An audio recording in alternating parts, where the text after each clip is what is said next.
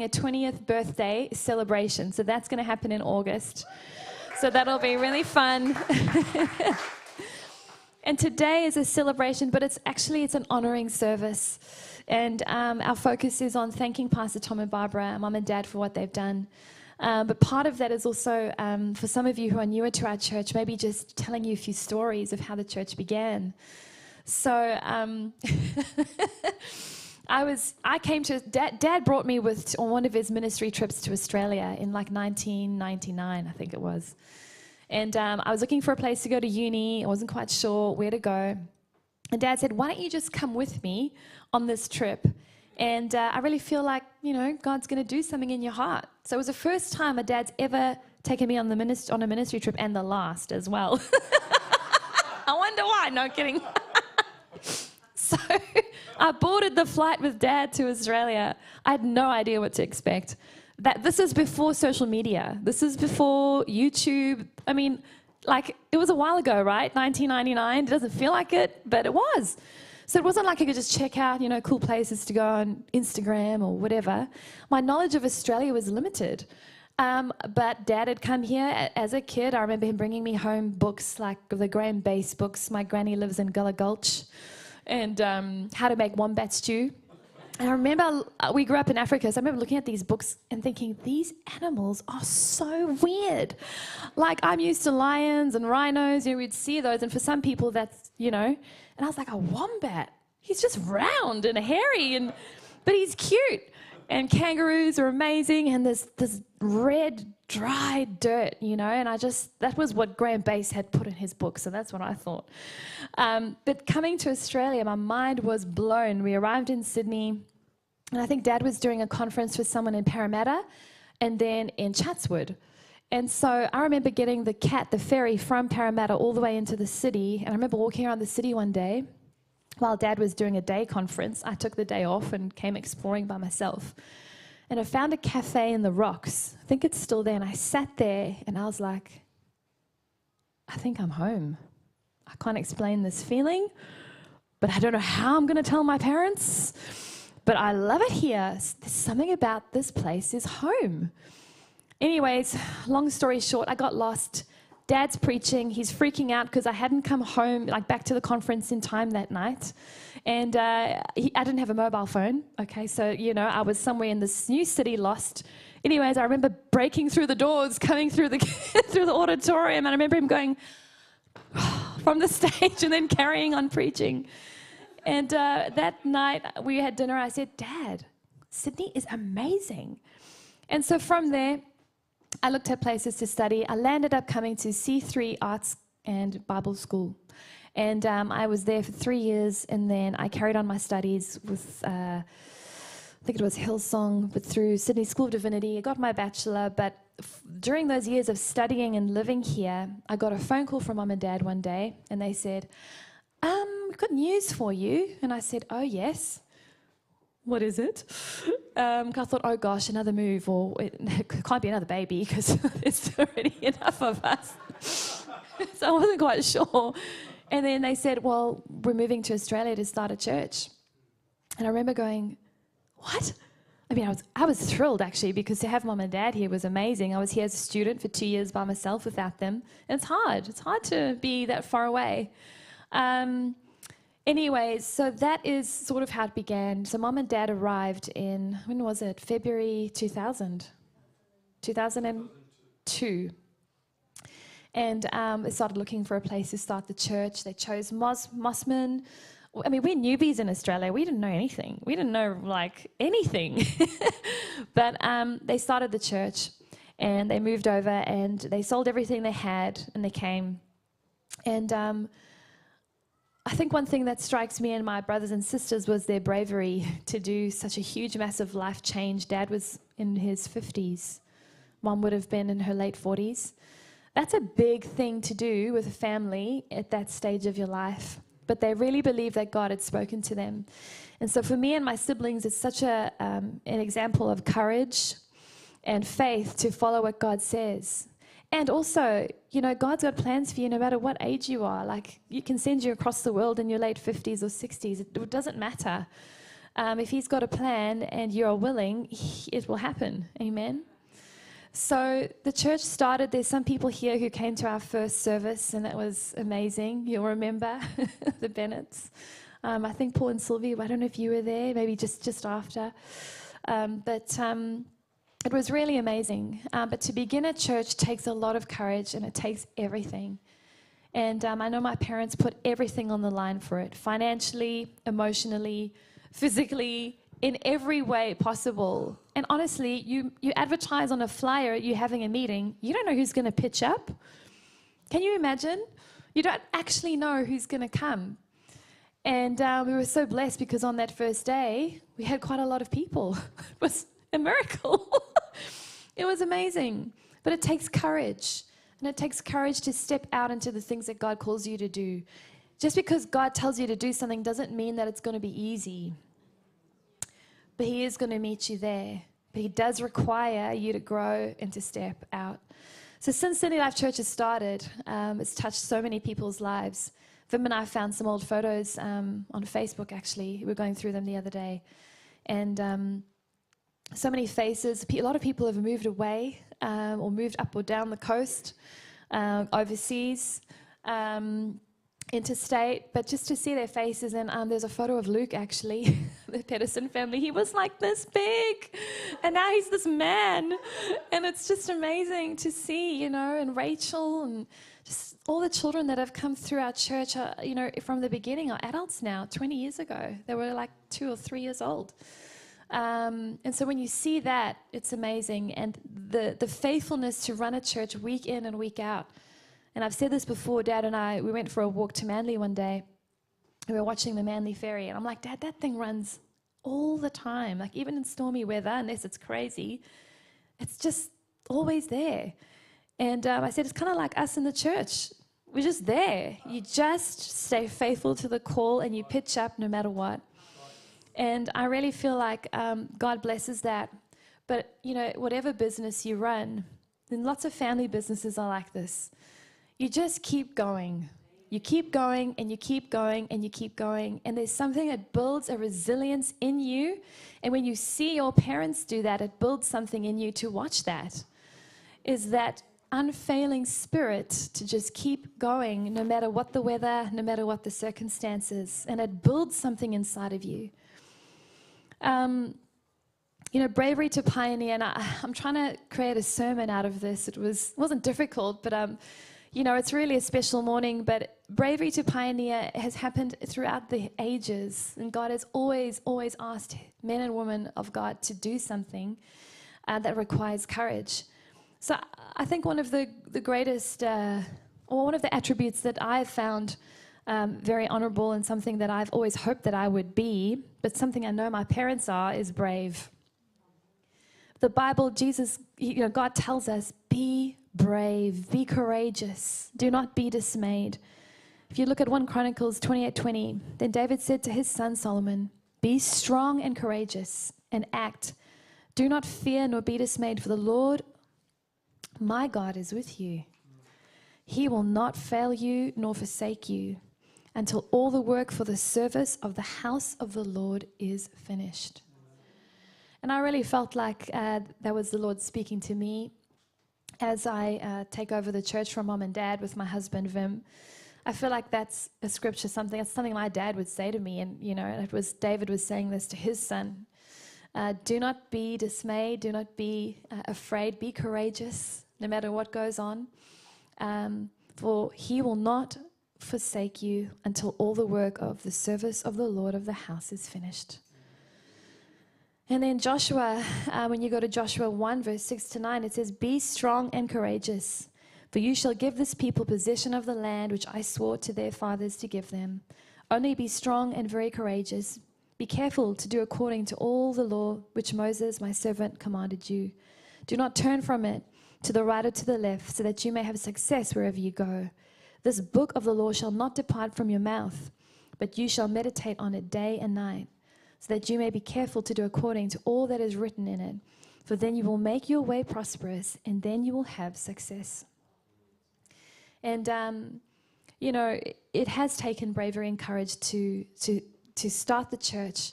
but then also to keep the church going. The church has gone through many ups and downs, like with what happens in the world. We went through the global financial crisis. When was that? 2019 or 18? And that was a big deal. COVID. You know, so many things. But the house of God has been established, and we will keep going because the church is a community that makes a difference to people's lives. In our church, we've been really blessed to have people meet and marry each other. That's amazing, coming out of the community of God. We've had people who have been trusting God for children, fall pregnant and have children, and we have held them in our arms. The faithfulness of God has been tremendous to us every single week. We've seen people get healed. We've seen people's lives change over time as they listen and are washed by the word. And you know what? People's lives are changed through friendships that come out of a church. Friendships that last for a long time. God blesses his people through the community of a church. And so the existence of a church changes people's lives, not just spiritually, but on a physical level. It changes your friendships, your everything. It can impact you. And Sydney Life Church has done that for all these years for so many people. And so we're so grateful. But you know, God has been so faithful. Mom and Dad have been faithful. But God has been faithful to us. He has always provided for Sydney Life Church. No matter what's been going on, no matter what circumstances are shaking in the world, he's always provided a place for us. And I know that he will continue to do that. 1 Corinthians 1 verse 9 says, God is faithful, through whom you have been called into fellowship with his Son, Jesus Christ our Lord. Deuteronomy 7 verse 9, know therefore that the Lord your God, he is God, the faithful God, who keeps his covenant and his loving kindness to 1,000th generation with those who love him and keep his commandments. And I love this one, 1 Thessalonians 5:24. Faithful is he who is calling you, and utterly trustworthy, and he will also do it. Fulfill his call by hallowing and keeping you. Amen. Beautiful. Another one, Hebrews 10:23. Let us hold fast the confession of our hope without wavering, for he who promised is faithful. Faithful, faithful God. And I wanted to honor God today for what he's done in our lives, and honor him for everything that he has done through Sydney Life Church. And for Mom and Dad, we just honor you for what you've done. And this is not a goodbye. This is just a transition. Pastor Tom and Barbara are still here. Dad is still going to be preaching. But it also gives them a chance to also do more international ministry. And so it's a change, but it's not an end. Does that make sense? And so we honor you guys. Thank you so much for all you've done. It's actually hard to encapsulate what Mom and Dad have gone through, what they've done to keep the church going, through the 20 years. Like there's easy years and hard years, like I wrote in the email. Easy years and hard years, but they've just kept going. And the personal cost has been great behind closed doors in some ways, and other years it's been easy. So it's just been an incredible journey, and it's been a journey that's grown us as a family, us kids. My brother is in America with his wife, and they are in ministry. My sister's here. My brother worked for C3 for many years. Their example has just been so great. And also in the worship time, I was really touched. The song that the worship band played from your album in when was it, the 1990s?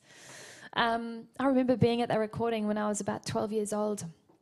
And whenever I hear that song or the music from that album, there's this very warm feeling that washes over me. And I remember my home with Mom and Dad, being home with Mom and Dad. I remember the atmosphere they created in our home, and I felt so safe and secure. And when I hear that music, it takes me back to that time where it was just so special. And I remember Dad, his jet black hair on that stage. But he was just the same. wherever he was, no matter where he was, at home or if he was leading worship, or he was never different. He's always just been the same wherever he's been, with whoever he's been. And Mum and Dad created such a warm and loving home environment for us that really nurtured our love for Jesus. And so we honor and thank you for that as well. So I wanted to carry on the rest of the service when the children were here, but I don't think they're up yet. I don't know if Vim's gone to get them. Yeah, thank you. Because I don't want we don't want the wonderful ladies who are doing kids' church to miss this next section of the service. So they'll be coming up soon. But I think, Leafy, are you ready for the videos? Yep. Okay. We've got a few messages from some people that know Mum and Dad and love Mum and Dad, and so we wanted to just play those for you today. They wanted to send their love. Good morning, everybody at City Life Church. Dee and myself would just like to congratulate Pastor Tom and Pastor Barbara for their 20 years of dedicated service pastoring City Life Church. And wow, the 20 years have gone so quick, and what a wonderful joy to know that they are transitioning, and Pastor Kirsty and Vim will be taking the church into the next season. But we just wanted to say how wonderful and how blessed we are to know that Pastor Tom and Pastor Barbara have just have been such a blessing.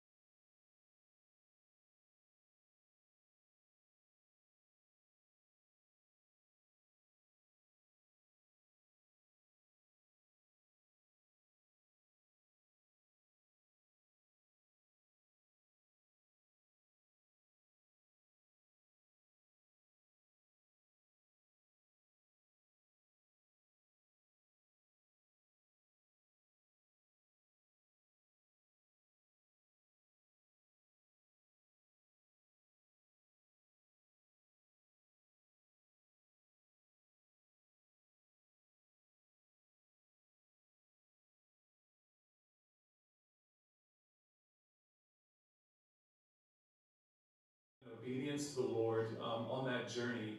And even though it was very difficult at times, and there's been lots of challenge, for me it was personally some of the best memories of my life, building something that God had called us to do in obedience.